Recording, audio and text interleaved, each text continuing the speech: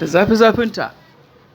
Gwamnan jihar Kano injiniya Abba Kabir Yusuf wato Abba gida-gida bayan dawowarsa daga Abuja a jihar Kano zuwa jihar Kano ya gabatar da taro na nuna godiya ga ɗumbin magoya bayansa, yayin da aka ji shi yana martani wa mawaƙin ɗarikar Kwankwasiyyar nan Tijjani Gandu, yayin da ya falla masa waƙar falle ɗaya ake zargin ta masa zafi, ashe ko da gaske ne.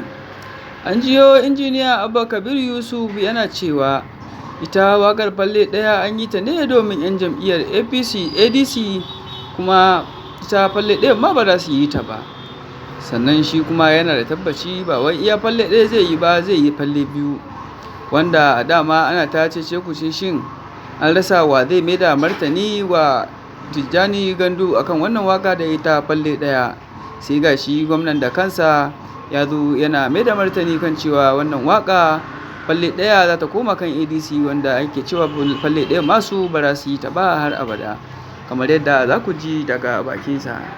An ce magana a bakin mai ita ta fi daɗi.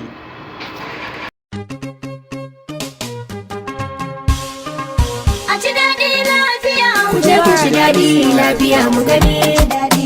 Ni na sani wahala dare ba ta karya wuya. A ci daɗi lafiya. Yau ga wasu sun wuce kwalkwali da kaya. A ci daɗi lafiya. Kuma sun haɗa koko guri guda da giya. A ci daɗi lafiya. Sun fitar da farashi mai saya ya taya. A ci daɗi lafiya. Shin ina Zakariya ɗan garin Lakwaya? A ci daɗi lafiya. Na ga kai ni kusa ne sai ka zo rakiya. A ci daɗi lafiya. Shi fallaɗen da suke faɗa wannan jam'iyyar tasu ta ADC ai ta ce falle ɗaya ko za ta falle biyu.